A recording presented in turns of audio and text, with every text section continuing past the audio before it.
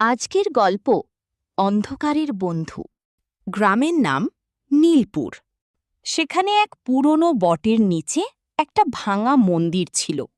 গ্রামের ছোটরা তো দূরের কথা, বড়রাও সন্ধ্যার পর ওদিকে যাওয়ার সাহস পেত না।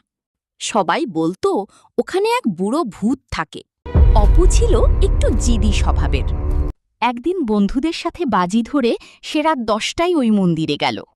হাতে একটা ছোট টর্চ আর মনে একরাশ ভয়, কিন্তু মুখে সাহসের ছাপ।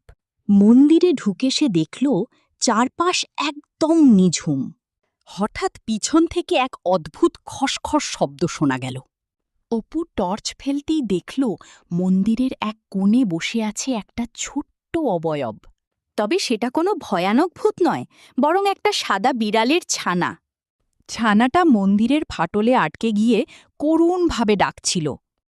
অপু বুঝতে পারল এই কান্নার আওয়াজটাকেই গ্রামের মানুষ হয়তো ভূতের কান্না ভেবে ভুল করত। অপু পরম মমতায় বিড়াল ছানাটিকে উদ্ধার করল। সেই থেকে নীলপুরের ওই মন্দিরের ভয় কেটে গেল।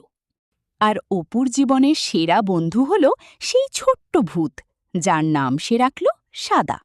ভর্তির জন্য 8348381618 এই নাম্বারে যোগাযোগ করুন।